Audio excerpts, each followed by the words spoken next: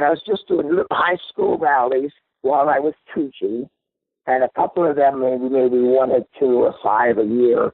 And then I started doing the Oakland Seals. I went up for one game with the soccer team from Buxer High where I taught.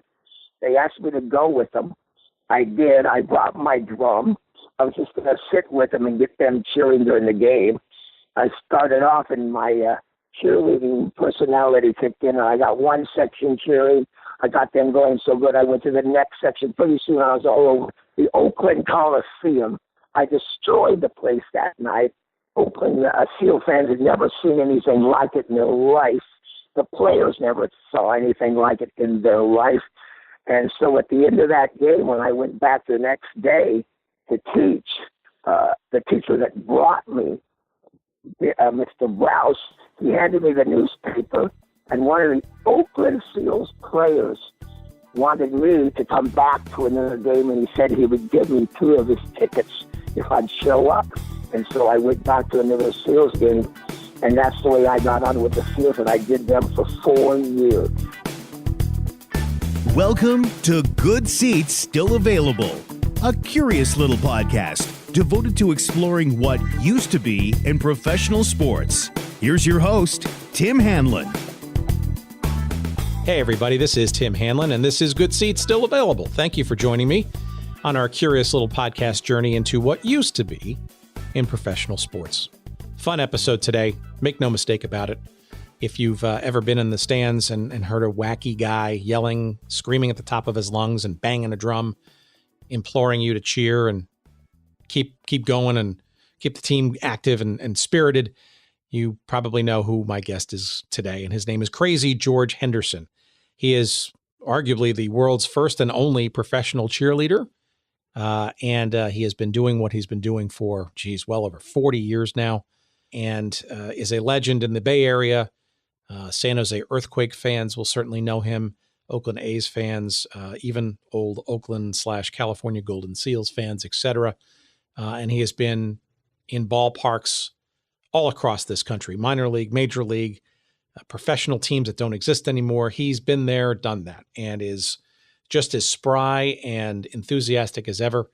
And wonderful and fun conversation in a couple of seconds with George Henderson here on the podcast.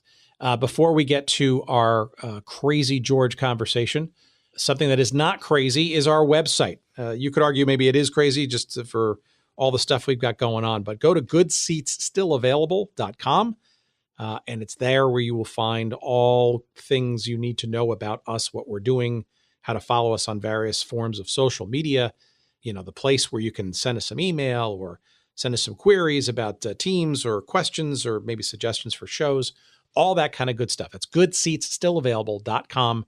And again, that's where you'll find all of our fun stuff to go further with us. And we do thank you for all of your commentary and your social tweets and emails and all that kind of good stuff. Please keep it coming. And we love when we hear from our listeners. Okay, so we waste no more time then in segueing to our very fun and very spirited conversation with the one, the only Krazy George Henderson here on the podcast.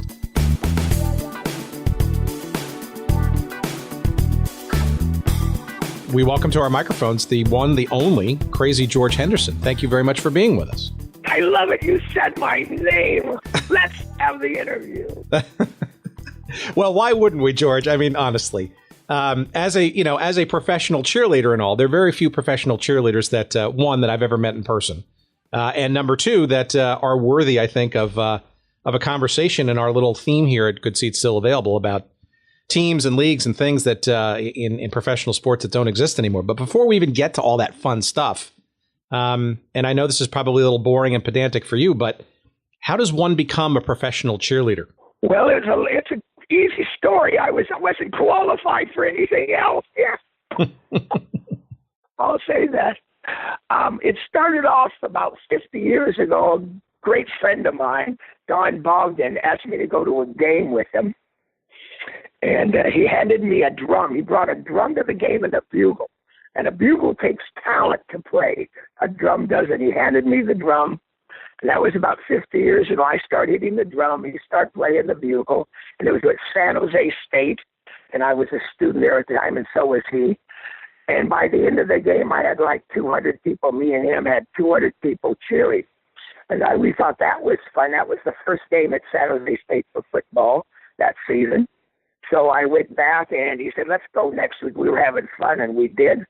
And I did the same thing. And then by then, I had like 500 people cheering. And by the third game, I had the whole student body cheering for us. And so from there, the cheerleaders asked me out for being a cheerleader. And that was in 1968. Well, so let me get this straight for our listeners now. This might be the first time we've ever had a guest who didn't get into sports to go out on dates, but literally got into cheerleading to go out on dates. That's right.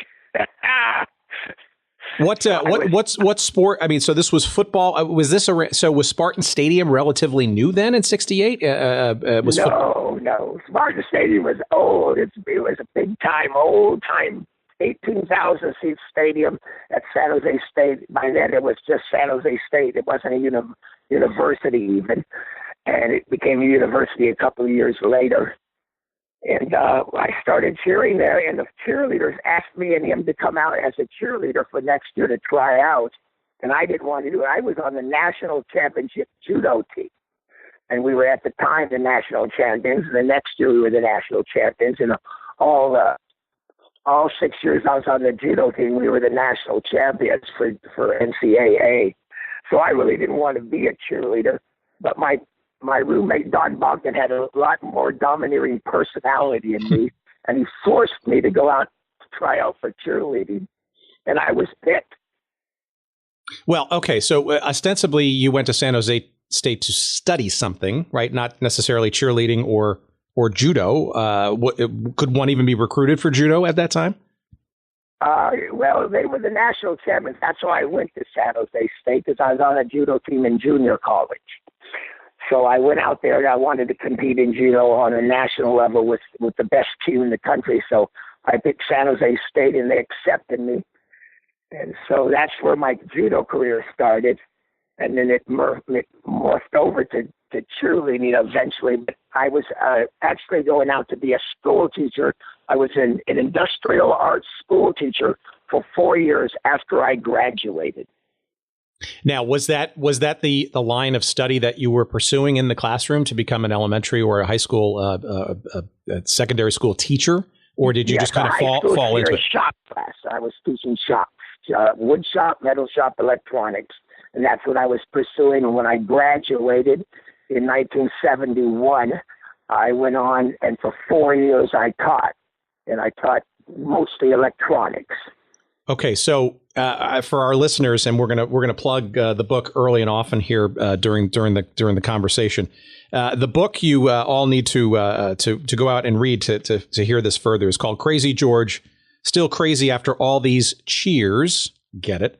And it's clear that your high school teaching days were both seminal in guiding you towards perhaps your professional cheerleading career, but also maybe wasn't necessarily the career you envisioned during those years, right?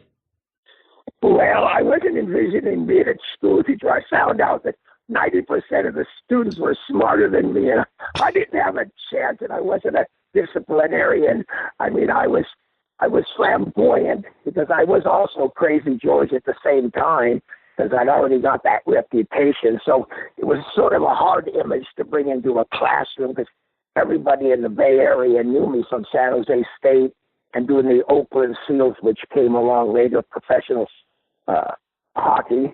And that was a great time with them. But then I was a teacher. I was just having fun with the Oakland Seals, and I was terrible at it. So I made a transition after 4 years. Okay. I quit teaching to become professional. Okay, so you were doing cheerleading gigs essentially on the side, correct? Very much on the side. I was just doing little high school rallies while I was teaching, and a couple of them, maybe 1 or 2 or 5 a year. And then I started doing the Oakland Seals. I went up for one game with the soccer team from Buxer High where I taught. They asked me to go with them. I did. I brought my drum. I was just going to sit with them and get them cheering during the game. I started off, and my cheerleading personality kicked in, and I got one section cheering. I got them going so good. I went to the next section. Pretty soon I was all over the Oakland Coliseum. I destroyed the place that night. Oakland Seal fans had never seen anything like it in their life. The players never saw anything like it in their life.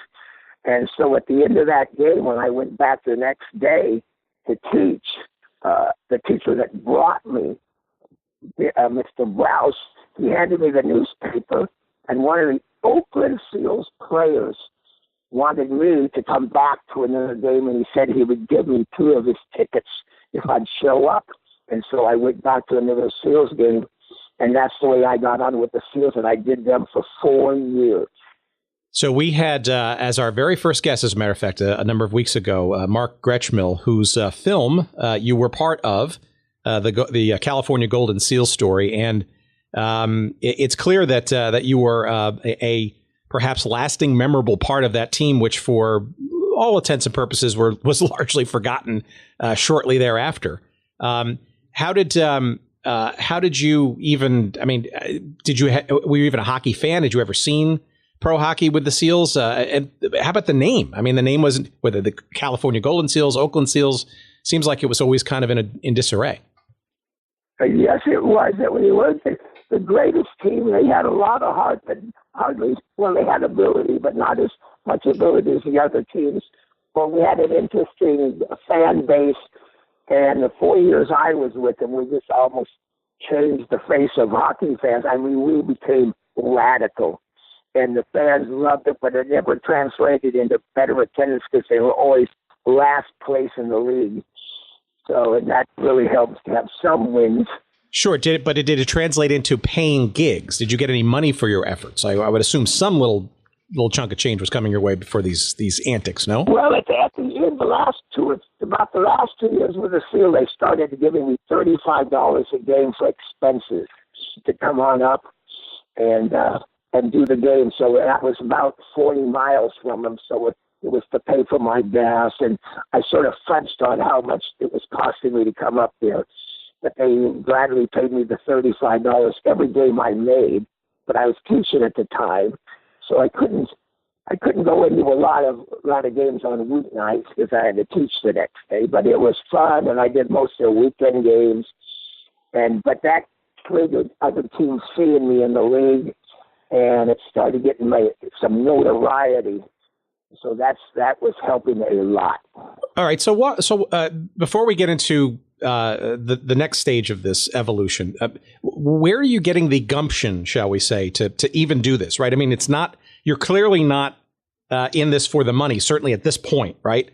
And you have a talent. Right. And you're memorable. Ostensibly you're having, I'm guessing, a good time. But like, where do you get the courage to even sort of do this, and why? Well, the why of it is actually it never took any courage. For some reason, my genes, my makeup, my personality fit in perfect for what would become the only professional cheerleader in the world, where I actually travel to other teams and I get multiple teams, their fans cheering.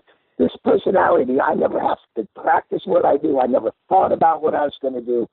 All I realized is I was having more fun than anybody in the place.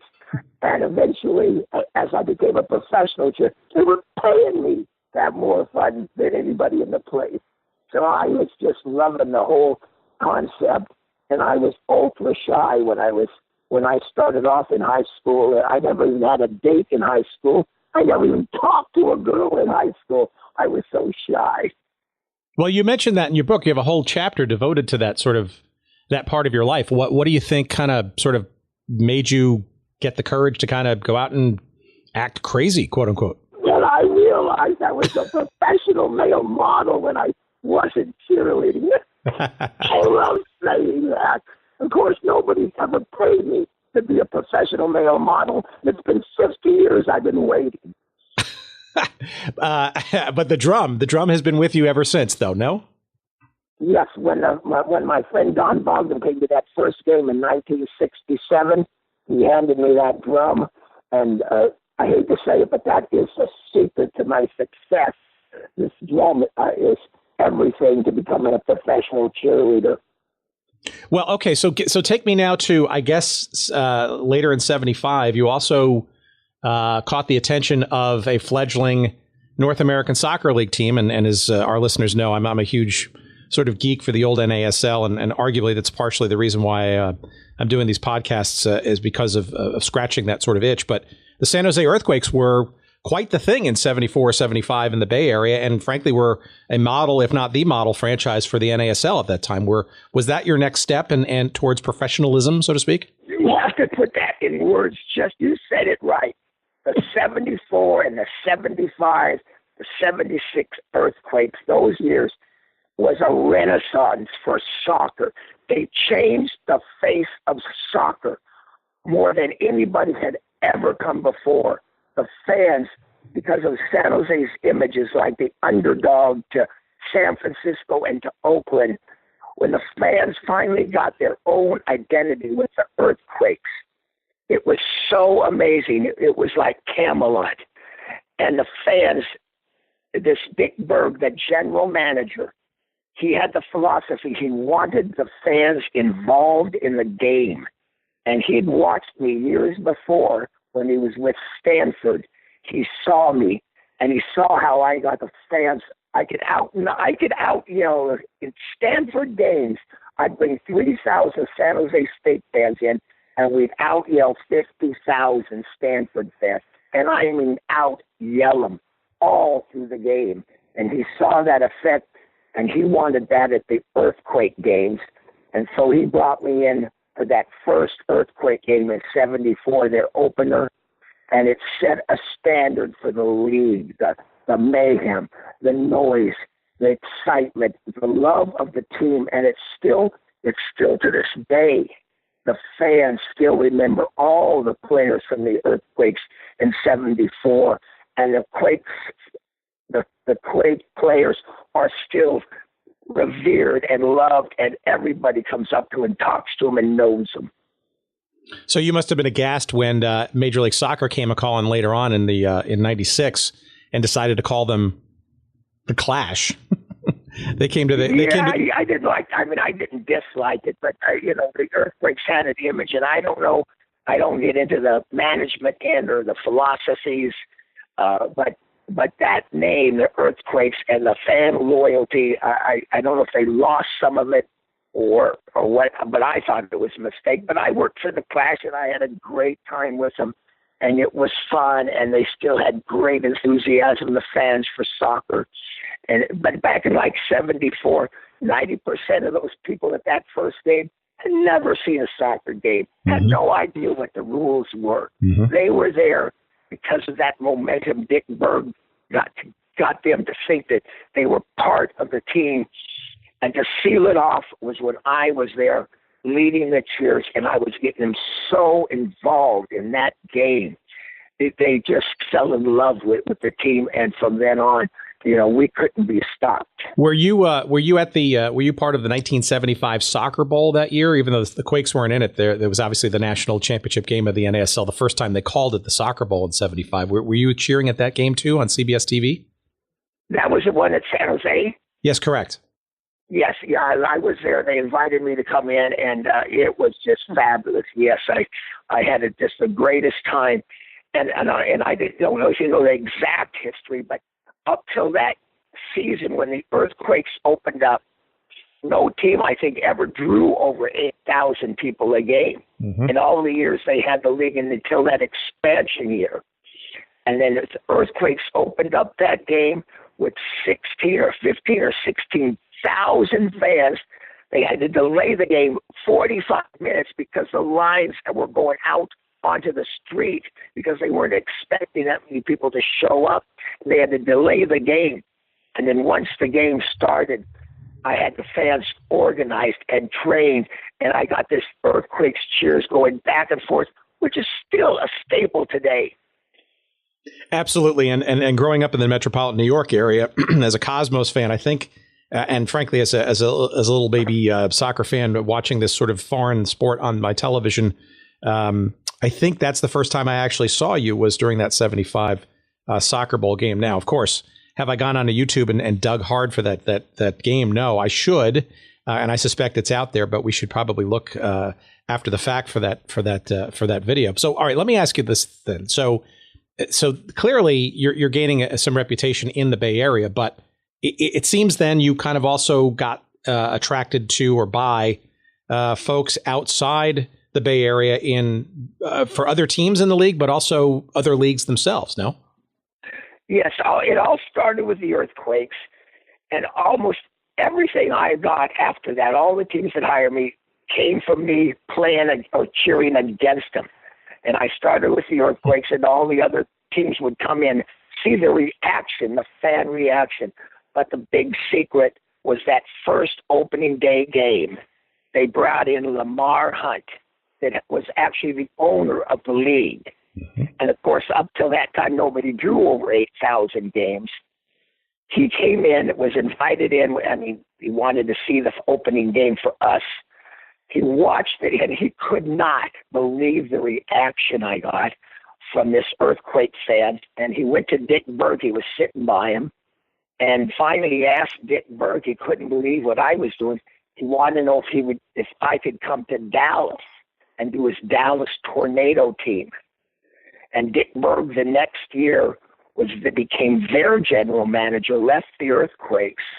And when he did that, I was invited in to do that game. I went over so well.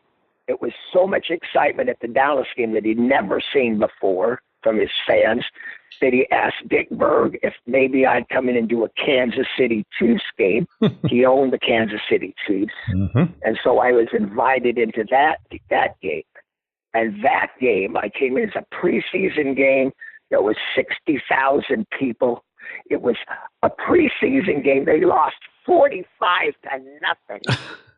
And at the end of the game, they had never saw their fans so loud. Lamar Hunt couldn't believe it.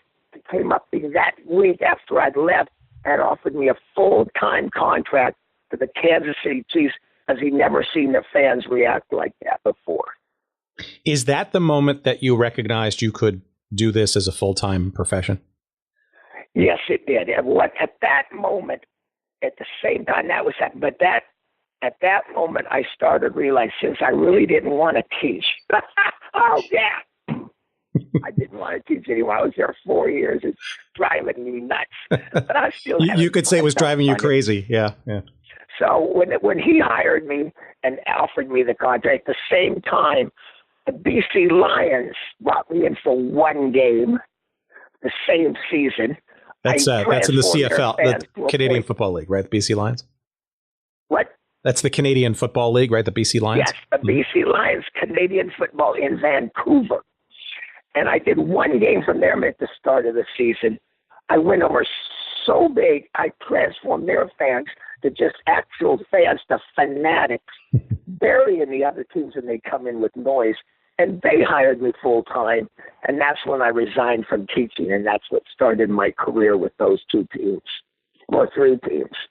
So onwards and upwards. I mean, you have another chapter later in your book. Again, Krazy George, still crazy after all these cheers, is the book. It's the world's greatest sports book. There you go. It is beautiful. Why? Because I got pictures of me in it. Pictures. My good looking. And available wherever good books are sold. Of course, we'll have it on our website, certainly when the show is up. Oh, thank you. At the very least. But you actually got into a bidding war for your services. That's how popular you were becoming. Oh, yeah. That's where I was after the first year of quitting teaching. I was making an okay living. I was making as much or even more than I was made teaching. So I was making like $10 or $15 or $12, $15,000 a year back in 1975. Sure. But that's not, I mean, that's enough to make a living. It was just more than I was making teaching. And I was busy and I was having fun. But if you're talking about that bidding war, that was fun. That's what catapulted my earnings. And this is just a great story if you want to hear it all. Absolutely. Go right ahead. Well, I was doing the Houston Oilers. I mean, I was doing the Kansas City Chiefs. And at the time, I didn't even have a contract with them. And Houston came into town, and I was cheering against the Houston Oilers. And Bud Adams was watching the game. He's the owner of the Houston Oilers. And at the end of the game, he was so amazed. He thought we'd lost the game. He said, I thought we'd lost the game. There was so much cheering here, and we won. We beat you guys. And so he told me this when I got up to Lamar Hunt's suite, and he was a guest. And he said, I want you to cheer for us. Well, at the time, I didn't want to. I really needed a full-time contract, and they weren't giving it to me. So, but I was in the middle of 50 Chiefs fans in Lamar Hunt's suite with 5 bedrooms, and it was gorgeous. Well, what can I say with 50 Chiefs fans listening to me? But I needed the job. So Bud Adams said, George, I want you to work for us. And I love this story. And I said, well, I can't do it. I work for the Chiefs. And he said, well, son, he says, how much do you get paid? And I said, $500 a game plus expenses. He said, well, son, I'll give you $600. Now, everybody's listening. I wanted to say yes at $500 because I needed a job because I didn't have a full-time contract. I didn't know if they were going to use me next game. So Bud Adams says, son, and I said no, but I wanted to say yes. So he goes, son, I'll give you $700. And then he says, son, I'll give you $800. I kept saying no. He gets up to $900. And then he says, Lad, come over here. Lad is his general manager. Now think, Bud Adams, the owner. Now Lad Herzog, his general manager, walks over and says, yes, George, what's going on? And Bud says, Bud was offering him $900 to do our game, and he said no. And so Lad Herzog looks at me, says, I'll give you $1,000. And I said, no.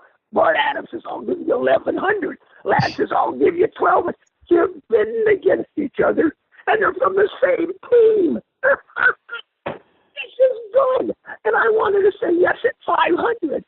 So they get up to, they keep bidding back and forth. They get up to $1,500. And I keep saying no. So I guess Bud Adams probably looked around and said, well, maybe we ought to get him out of this crowd. So he asked me to go down with him to his limousine in Kansas City. We go down to Arrowhead Stadium, down the elevator at Arrowhead Stadium, go out, and there's his limousine. It must be 40 feet long. He gets into the car. I get into the limousine. He goes to the back, sits down. I sit down in the front of the thing. As soon as he sits down, I said, I'll do your game. And so my fee now is $1,500. This is good, I thought. And they would outbid each other, and they're the same team. What an negotiated genius I am. And so then so how did you break the news? How did you essentially walk away from the Chiefs who had, and Lamar Hunt in particular, who had kind of really taken you to the next level in the first place? Oh, yeah. Well, I was loyal to them. I stayed with them that whole season, and they hired me for every game. And the only time I went to the Oiler games is when they were playing away. So I got to do 4 Houston Oiler games. Well, I went to the first Houston Oiler game, and I destroyed the place. This is during the start of the Love You Blue year. I had more noise than they ever saw in their life. I had cheers going back and forth across the stage. I had 4 corner cheers. I had people clapping, the whole stadium clapping. The whole stadium was the whole stadium with the Houston Oilers back and forth across the stadium. And once Bud Adams saw that, he was hooked, and he said, I want you every game you can make here. But I stayed doing all the Kansas City Chiefs games I could do until the end of the season. Was the Astrodome, because it's an enclosed structure, was it even louder, or were you able to do any more unique or other interesting things that you couldn't do in a more, say, open air kind of environment? Not really. Everybody thinks the dome helps, and it does somewhat. But to make the noise loud, you got to have loud noise. you'd have to have the noise there first. And if you don't have that, yeah, the dome might add a little bit, a few dBs here and there. But what I do and what I did back there, and I tell you, I look at all these TVs. I was watching them, buddy. Back then, football fans, professional football fans, weren't that loud. And so what I did in Houston was so radical. Bud Adams loved it so much. I transformed the fans into fanatics again. That Bud Adams, at the end of that season, and since I didn't have a full-time contract with the Kansas City Chiefs, he came back to me after the season. He wanted to hire me. And the Oilers and the Vikings, I mean, the Kansas City Chiefs already told me that season I was doing. I was like frosting on the cake, and they could afford me at $500 a game. So now the next season comes. Now they're looking at, I'm now at a $1,500 level. Well, I didn't even think they'd want to talk about it. And so I had a bidding war between them, the Chiefs, and the Oilers that next off season. And they both got up to $1,500 again. And I went back with Kansas City because that was my team. So I stayed with Kansas City. They both offered the same amount, but because of loyalty, I'd been with the Chiefs for 3 years. I stayed with them. Sure, but at least you established a nice higher benchmark for your services. So, yes, but I mean, and once that happened, it was great because then all the other teams I was working for, or I would be working for, you know, I can now say that my benchmark salary was $1,500 a day, which was a lot better than $500, and it made it so that I was actually making a pretty respectable living now. So, so put it in context, right? So we're talking about sort of like, you know, the mid to late 70s, early 80s. You know, the in-person stadium experience, obviously, just a little different than, say, today's, you know, big jumbotron screens and stereo sound and, you know, assault on the senses, if you will. Can you give our listeners a bit of a sense, especially those who may not have seen you in your, you know, in your ascendancy, what kind of things you were doing and the atmosphere you were creating in these stadia? Well, you know, this goes back to my book and why I wrote the book. I started off writing the book because all the fans knew that I was like the only professional cheerleader in the world. I'd done something nobody had ever seen before, and they were really interested in how I became a professional cheerleader, and there was nobody else around in the United States that does it, and I don't think, and I researched it pretty good, there's anybody in the world that's ever done this job. So that was the one main reason why I was going to write the book, because it was an interesting profession, since I'm the only one that does it. And then secondly, I invented the wave. So with those two premises, I started writing this book. And then we finally came up with the name, you know, Still Crazy after all these years. But that was why I started, and the only reason is I was going to write this book. But as I interviewed general managers and owners of teams and the different sports and started reviewing the articles about the noise factor, I started realizing there's a third track to this book, and that is the amount of fan participation and how I revolutionized and changed that perspective of the game. And that's sort of why the book, why I really got more interested in that aspect, because teams hired me because I created so much more noise and so much more energy at the game, and they realize it affects the game, but it also affects their attendance. It gets fans loyaler to the team themselves. They love the team when they're participating, and they think they're helping affect the game. They're part of the game. They're part of the team. They're that 12th man or 13th man in Canadian football, or whatever number it is, 10th man for baseball. Fans started to realize they could impact maybe the outcome of the game on especially football, and especially at the start, because I took teams. Most teams, their fans were maybe at 10 or 15% of their potential. They weren't screaming that much. And I brought those fans in from 10 to 15%, and I raised them up to 95%. And that's why teams started seeing me and wanted me to come in, because they wanted that effect. All right, let's we'll talk about the wave in a second, but before we get off of this particular topic, I'm really curious as to, as you get hired by all these other teams, whether they're paying you $1,500 or simply just getting into other leagues and other teams and just expanding your roster of clients served, shall we say.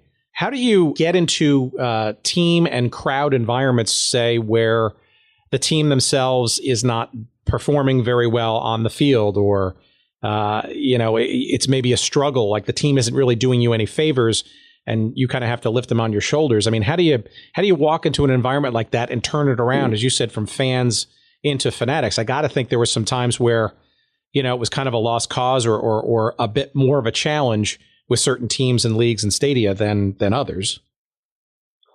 Well, that's it. There wasn't, because I was so radical, so different. And my philosophy, why I'm successful, because every fan, no matter what the team is like, wants to cheer for their team. Mm-hmm. They want to be part of the team. And back in those early years, I gave them that excuse. I got them involved and loving the team and loving what they were doing to support the team, even if they were doing terrible. Because the philosophy of fans back when I start off, I think their mental state was, when they went to college, they cheered for their team because the players loved the game and weren't getting paid. And so their part of it was to cheer for the players on the field, their university. They loved their university, and the players weren't getting paid. When they went over to the pro sport in the same city, now you're looking at players down on the field, and they're going, I don't have to cheer for them. These guys are at the top of their game, and they're getting paid big bucks to play. And when they're getting paid big bucks, I want them to win because I'm paying big bucks for the tickets. And so there was that lack of that college atmosphere for pros, because you expect your pro guy to be the greatest because he's getting the big salary. And so that was the big gap and the why pro teams. And, as I go through all this review of articles and talking to different general managers, that's what I believe, where I transformed that pro crowd into thinking like a college crowd, where they love their team and they believe the cheerleading. And I was so effective at it that as the years go by, the NFL actually tried to have me banned from football because I was the only one. When the other teams came into the place I was cheering, they couldn't function. All these guys like the Pittsburgh Steelers came in. Chuck Noll couldn't get his quarterback, Terry Bradshaw, to call audibles because they couldn't hear the audibles. I buried them in noise, and they never experienced that in any other stadiums. And that's why all the teams in the league finally voted on a crowd noise rule, and it was specifically written against me. How did you take to that? Was there a legal action for that against? Oh yeah, I was building up a whole legal action because it was going to be loss of income to me. I mean, they were enforcing this rule. It was a ridiculous rule. They were going to penalize the team 5 yards if the fans made too much noise, and this was voted on in the rule book, and I don't know if it's still in the rule book. But luckily for them, they were at least not stupid enough to try to enforce it. But they came up to me many times during the game, the referees, and were threatening me with it. And the rule, do you want me to read the rule to you? Sure.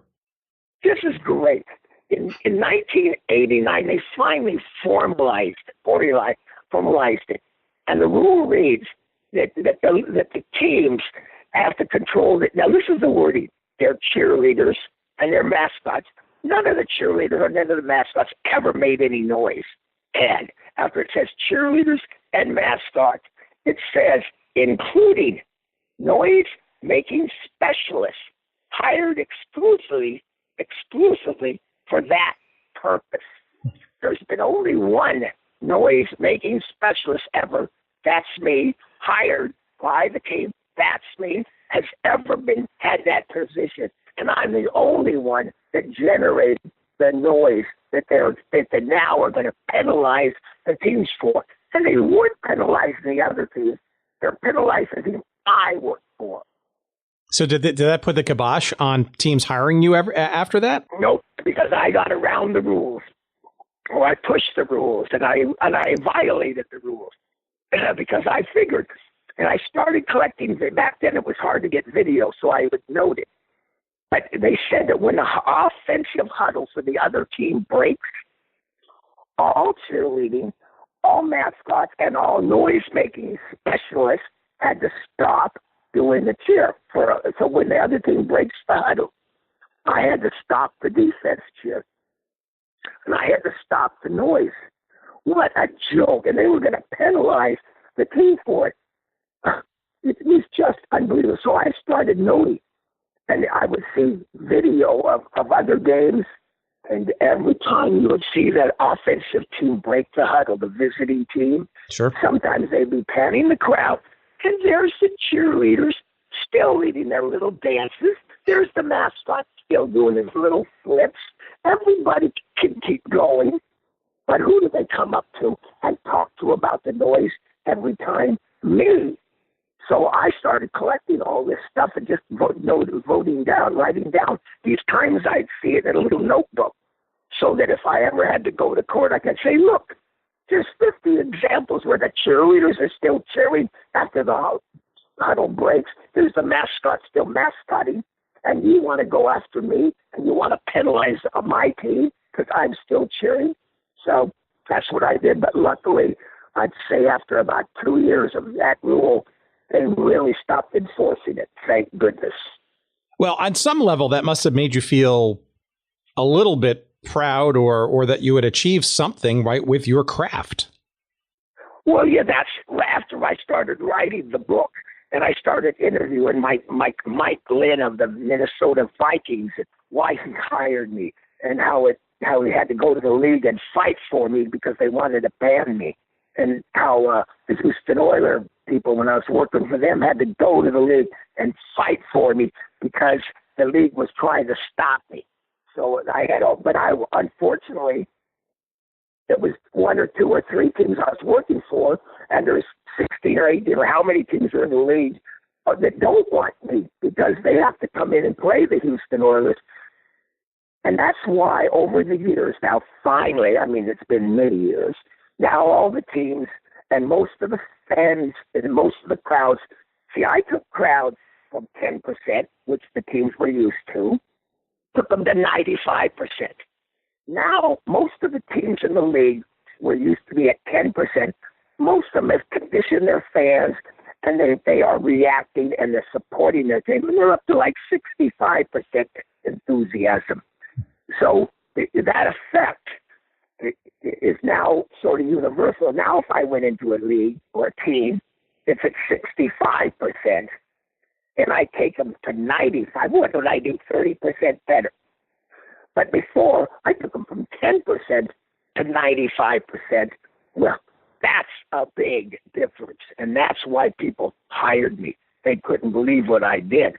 And now that teams are at 65%, for me to go in, one person, with just one unamplified voice and walk through the crowd and try to get noticed and try to scream out the cheers I want with that much background noise and screaming and yelling and the music blaring, because most teams now do nonstop typed-in music. They do nonstop whatever. I wouldn't stand out and I wouldn't get that noticed, I think, anymore. The book that George is referring to is the autobiography. It's called Crazy George, Still Crazy After All These Cheers, co-written with Patricia Timberg, I believe it is. That's my wife. Oh, there you go. That even better.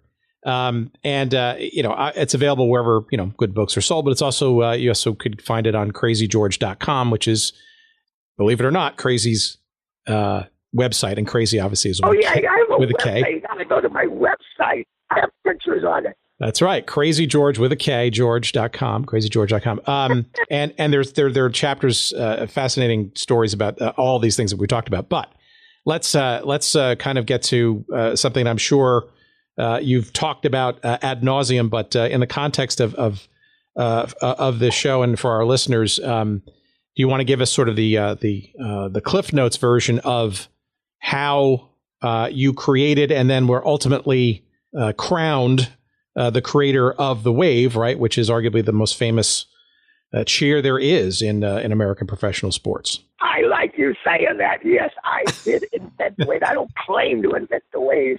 I invented it. Mm-hmm. I have it on video, and I have Joe Gargiola, the announcer for that when it was played when I started it, the Oakland A's New York Yankee playoff game on October 15th, 1981. There's never been a wave before that date. And the beginnings of that, though, you kind of got a sense that something like this wave thing could kind of get started or perhaps get some kindling prior to that, right? You mentioned in your yes. You want to give our listeners a little bit of a background of how you sort of got to the A's thing? Yeah, I'll give you like how I created the wave. Everything you create doesn't create in 1 minute, except for the people that claim they invented it. They said it did it in 1 minute. But it took me about 4 years, and I started off with the idea that I used to do a cheer at San Jose State, where we had 3 sections of students where I cheered when I was a cheerleader. And the 3 sections in front of me, I'd have one section stand up. I thought it up, and they yell San. The middle section yells Jose, and the next yells State. And so each section would go San Jose State, and it'd start over San Jose State. And it looked fabulous. But to the other side, the alumni side, which is the people that give money for the team. So at those football games, they loved watching the San Jose State keep going and watching all the students, 1,000 at each section, stand up and scream. So from there, that was sort of like an idea I had. I created that, and they loved it. So as I became professional, I went to Colorado to do the Colorado Rockies. And I was doing a Go Rockies Go. I thought, I'll do a Go Rockies Go cheer, and I'd have one section stand up, they'll go, and the other Rockies and the other Go, like I did at San Jose State. And I did that a few times, and they loved it. And across the stadium, everybody watched this Go Rockies Go, Go Rockies Go. And it was fun, and people laughed, and it got some more energy to the crowd. And then a section down wanted to get involved. So I said, okay, this is going to be Go Rockies, Go Rockies. So I did that Go Rockies, Go Rockies. And it was so complicated, but I kept doing a little bit. Well, the next section wanted to do it. And all at once, I said, wait a second, stop. We're just going to yell Go. It's too complicated to know if you're a Go or the Rockies. I said, everybody stand up one section at a time, Go, Go, Go. Well, it kept going, and it went around the whole stadium. And the people were going nuts over it. And it was basically a wave. It was just, they were more sectional, but it was the wave. It was nuts. Everybody yelled, Go, Go, Go, Go, Go. And the fans loved it. It gave so much energy to the crowd. So I got that cheer down, which is basically waves. And in fact, everybody in Colorado, the Rocky games, are so mad at me because they say, George, we were doing it here way before you did it in Oakland. And I said, yeah, but you don't have it on video, and you don't have famous announcers telling you that was a wave. So I said, if you get it on video, you can prove I did it there. I'll give you credit for starting it. But I had that game. Then I get to California, where the Oakland A's were playing. Well, before that, the year before, I'm doing rallies, high school rallies. And there's bleachers. Well, in the old days, and maybe even today, bleachers didn't have aisles, solid seats when you pull out the bleachers in a basketball court. And I'd do a rally, and I couldn't go, the name of the school, my sections, because there's no sections. So I thought, okay, I'll just point at everybody. I'd stand in the center of the court and I'd point. Everybody stand up, sit down as I point, and I'd just go around 360 degrees. And I did it. It was the perfect wave. No aisles, no nothing. It was just the perfect wave around and around. And I loved it. So now I got that concept. Now I go to an Oakland A's New York Yankee playoff game in 1981. We'd already lost 2 games away. If we lose this game at home, we're eliminated. The place is going nuts. And I start thinking, I want to do this cheer here. And I said, all right. So I took 3 or 4 sections and I organized them. And I told them what I wanted. And I told them, and I knew once we started this, nobody down at the 50, halfway around the Coliseum would know what I want. So I said, when we start this wave, I didn't even call it. I had no idea. I just said, when we start this year, I didn't name it. Somebody else came up with the wave name. So I told them what I wanted. But the secret was, I said, when we start this, it'll go down and maybe I don't know where it'll go to, but it'll probably die. Because nobody knows what they're supposed to do except do 3 sections. I started it, and it went about 10 sections down and died. And I had everybody in the section booing. I already told them, when it dies, you boo. And it was a great boo. And now everybody sort of looks over and go, what's going on? I started it a second time. It went about a third or half away around and died again. Now everybody on the side, the third base side, booed. And that got everybody to realize what I wanted. Third time I started it, it started off great. All 3 decks were doing it now. The fans were going nuts, swung around behind home plate. It went on the first base, came back to the bleachers, to the outfield, the left field, the center field, came back to us. This was great, except I didn't tell them. I forgot. I want to keep it going. And they all just stood up and applauded because they got it to go around. And I was pretending to be mad, but I loved it. I said, I don't want you to stop and applaud it. I want you to keep it going.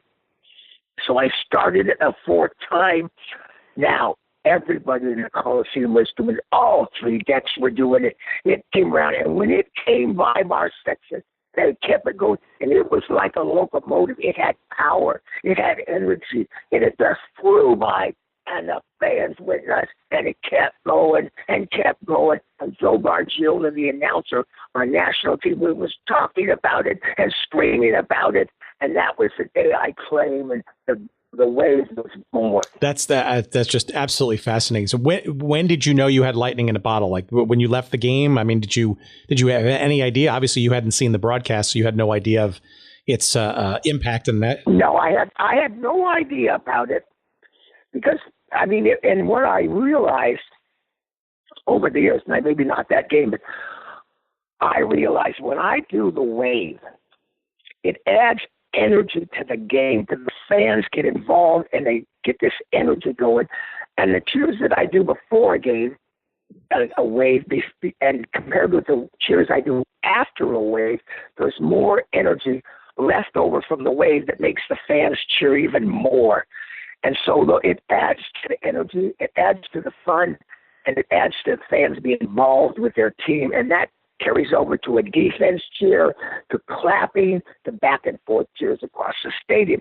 It just adds that extra spark, which I started realizing years and years later, what it really does mean for the game atmosphere. Well, it's a legacy for sure, and certainly something that is part of the sports folklore in this country, right? And that's something to be especially proud of, having authored it, right? Oh, yeah, and that's really, and every October when I invented it, I start getting calls from Europe and from Netherlands, and you name the country, and I'll get a call from Mexico, or I'll get a call from wherever around the world, because the wave is loved, especially at soccer events.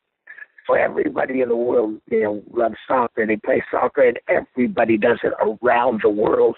And so they have some time. They start researching it, and they finally find that I invented it. And a few years ago, the New York Times and ESPN, the magazine, both researched it, gave me credit for the wave because it was another person trying to claim it. So lest our audience think that you're slowing down in any way, shape, or form, when we talked late last week, you were getting prepped for the current incarnation of the San Jose Earthquakes game, which was on Saturday, right? At Avaya Stadium? Oh, yeah. One great game. We should have won that like 3 goals, but we ended up tying it. But, oh, yeah, the Earthquakes, I'm still with them. I started in 1974.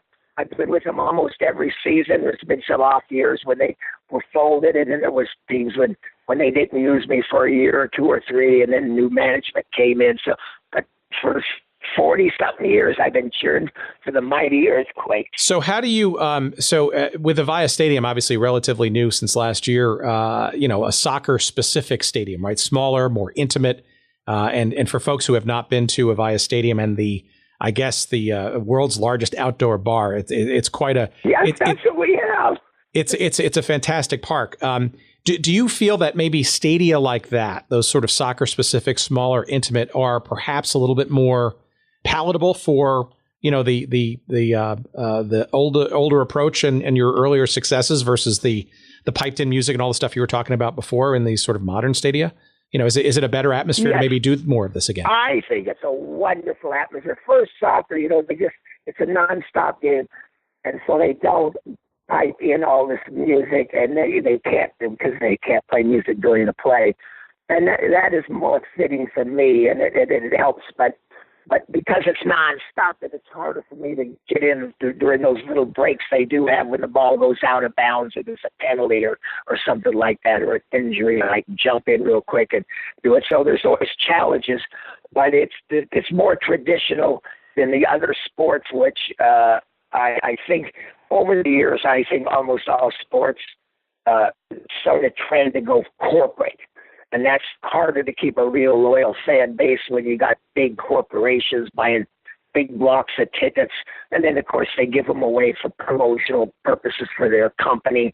And so that doesn't breed that atmosphere like you might get at some intimate place like in Boston or somewhere that's been around forever. So I do appreciate the Quakes and the way they keep that fan loyalty based on a traditional game instead of the piped in music, which is, you can claim our fans are really loud. Well, if 90% of it comes from a 50,000 watt amplifier, it's not the same. Have they retired your number yet, the Quakes? I usually wear 0 or 1, but they haven't retired it. But they did bring out a bobblehead doll of me.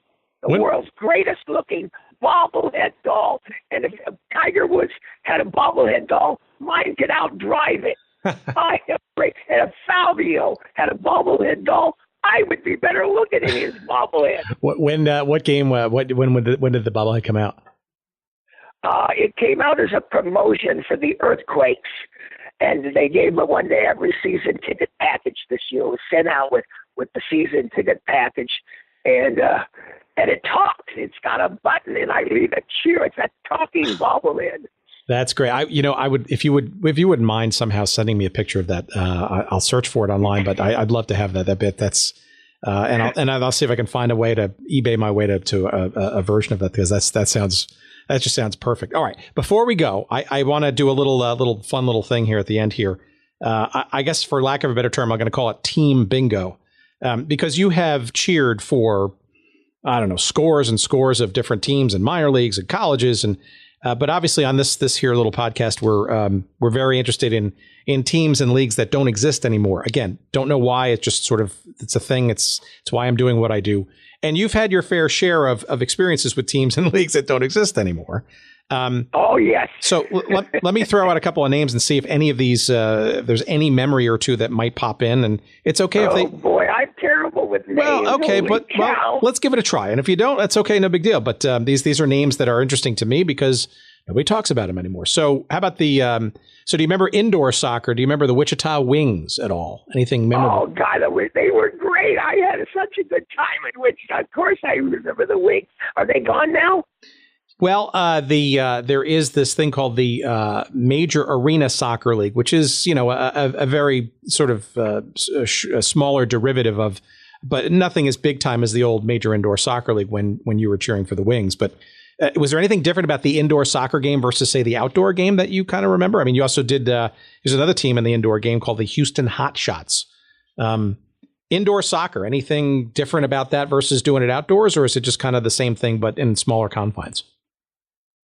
Yeah, I think it's mostly it was quite rapid, and they inbounded quite rapidly, and there was a lot of quick little breaks, and I have to modify for every little sport. Every sport I have to do it a little different, but indoor soccer, it was really great, and I don't know how they did it, but these used to be back to when the league first started off. It would be like 4-6, 5-3.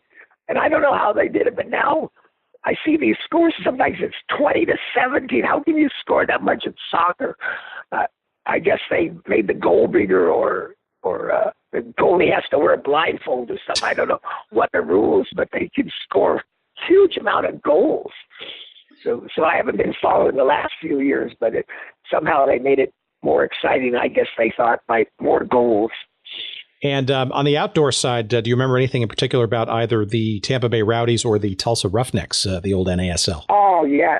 Yes, Tampa Bay Rowdies were really good to me. Rodney Marsh, he was a superstar player, and he came in, and what an atmosphere they gave me for some of those great games. And it was fun. That I did a lot of soccer games. Of course, I was doing the Earthquakes, and back then I didn't promote myself. And I didn't have a manager. All I did was I cheered against the team. They'd see how great it was. And then they'd ask me to come there. And while I was in Tampa Bay, I was doing a game for them. And a team from England, Bradford City, their general managers, or there's some sort of counselor that run the team. Mm-hmm. They were all there visiting, and they watched me at a Tampa Bay Rowdy game, and they hired me to go to England. And so I was going to cheer for Bradford City. That was going to be fun. And then a week before the game, I had the airline tickets and everything. They called me up and said, we're rioting in England. And if you come, you got two choices. You will be a king, and they will love you forever if we win. If we lose, you're going to be killed. So I canceled the game. Wow. That's very interesting. Okay, last one, and this is from the world of the CFL, which you mentioned before with BC, but some of our listeners will remember, as I believe you will, because there were two teams in the CFL that were based in the United States for a couple of years, the sort of ill-fated expansion, shall we say, into the United States of the Canadian Football League, the Sacramento Gold Miners and the San Antonio Texans. Anything stand out from that? Yep, I was with them both, and I was down in San Antonio at the Riverwalk. It was so great, and the owner was so good to me, too. I mean, owners are great to me, and I unfortunately can't remember the gentleman's name, darn it. But, I remember I just loved Canadian football, and I was with the Vancouver, the BC Lions for like 20, 30 years. That was probably the team I did more than anybody except the Earthquakes. And so I love Canadian football, and I did some of their Grey Cups.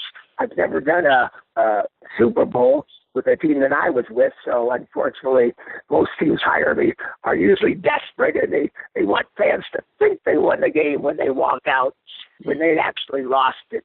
Well, there you go. If anybody at the NFL is listening to this broadcast, let us put the cherry on Crazy George's Sunday of a career by trying to get him into a Super Bowl, shall we? I can't imagine why not even at least the Pro Bowl, right? Which desperately needs some reinvention and some real fan, enthusiasm.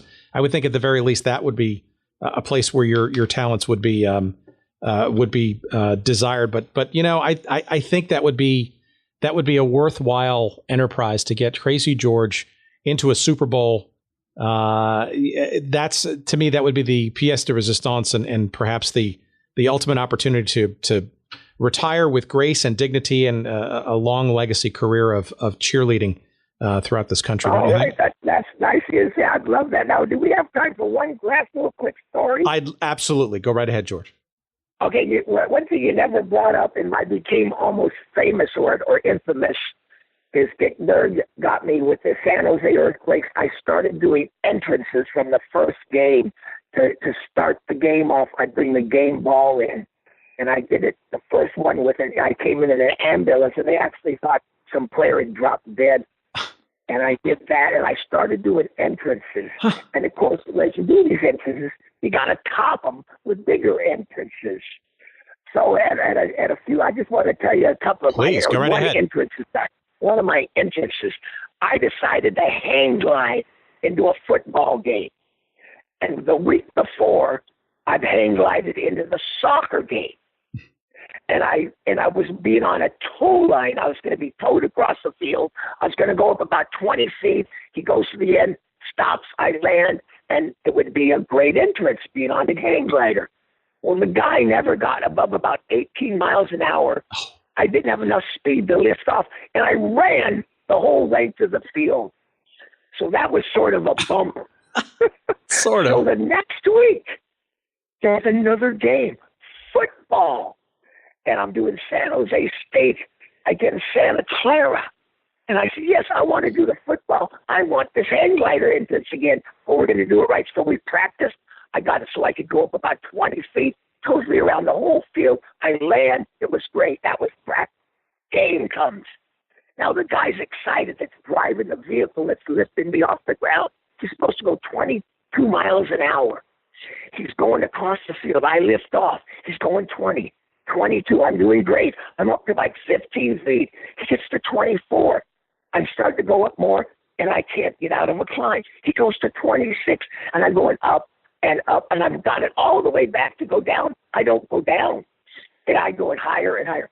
Now he gets to the end of the field. He's supposed to stop at the goal line. Does he stop? No. He drives under the goal post, and I'm on a tow line. What am I going to do? Now I'm up like 30 feet. I look down, and I have no choice. I can't go over the goalpost because I'm on this tow line. So I flare out, and I drop down. I come out to the bottom, and I flare out the bottom. And guess what? The opposing team is huddled there. And I smash into them. Blood everywhere. Mine, because they got pads on. And so that was one of my interests. I just had to talk about that because it was so fun. I lived through it. Oh, that's, I mean, and ironic that you're talking about your entrances as we wrap up and end our conversation here. But one last question to end it then. How much longer do you think you will continue to do what you do? It's clearly a physical endeavor, and it's clearly something you're still passionate about. How many more games and years do you think you have in you to keep the cheers coming in maybe what is a dying art? Well, I think I really believe that I'd like to become almost like an ambassador to a couple of teams like San Jose State and the Earthquakes, but I still get a great reaction at the games, especially at the Earthquake game, because everybody knows me. Absolutely. Everybody knows what I want. The only limitation I have anymore is I really don't have the incredible lung power to be able to actually yell across the stadium. I used to be almost heard across the stadium. I could set the cheer up, and I could do these long sentences, screaming and yell at what cheer I wanted them to do. Nowadays, I yell at the top of my lungs, and it's loud for like 3 words in a row. Then I'm running out of air. But since everybody knows what I want, I'm 73 right now. I would say I can go to 90. God bless. And I have, as I said, I have more fun than anybody at the game. I love what I do, and the fans love it. And I'm successful because I act like a fan. And that's the way I started off. I never thought about what I do. All I do is react to the game like I want to react, because I react like a fan wants to react. And that's why some games, you know, if we're behind by 45 points, it's embarrassing for the team, the home team, to try to get cheers going for them. And it's also embarrassing to the home team if you're ahead by 45 points, and I don't cheer much if we get ahead by 45. I cheer the appropriate amount, the exact time it's needed, and that's why I've been successful. And I've never been off color. I'm always say funny things, and the main success is my drum. My second main success is I'm funny, and I just have a great sense of humor. I like laughing. I like having fun, and it just translates into fans having fun. And a life lesson. That's an amazing focus and an incredible attitude towards life. So, like I said earlier, I can't thank you enough. And for those who still haven't gotten the message, right? Krazy George has been our guest on the book you must read. It's a hoot. And he's only touched on some of the stories and some of the zaniness in his career. It's called Krazy George. Still crazy with a K after all these cheers. You can find it on crazygeorge.com. You can obviously find that where good books are sold. You'll find it on our website, blah, blah, blah. George, thank you so much. This has been a tremendous thrill for me and a whole heck of a lot of fun. And I look forward to hopefully staying in touch and God forbid, maybe actually seeing you in person, maybe at a Quakes game if I get myself out there for my day job. And the planets line up schedule wise. I'd love to see you in action. Oh, Tim, I would love that. I'd love to have you come out and say hi to me and watch me work. And we'll sit there and we'll talk about soccer and the old times and some of the old teams I did, like the Tampa Bay Rowdies, the Tulsa Roughnecks, Vancouver, you name it. I've been to a lot of soccer teams, and it would be fun to visit with you. I look forward to that. Thank you, George, very much, and we'll talk again soon. Bye-bye, Tim. Take care, George. Bye-bye.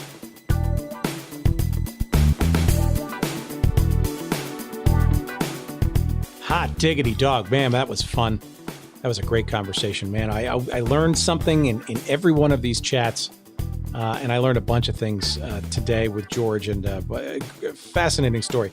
There is much more to his life's journey in his book, and we referenced it a couple of times, but again, if you weren't paying attention, and by golly, you should have been. Krazy George, Still Crazy After All These Cheers is the name of the book, co-written with his wife. That's available at crazygeorge.com. You can find it wherever fine books are sold. You can even go to our website, goodseatsstillavailable.com. We got a link to it there as well.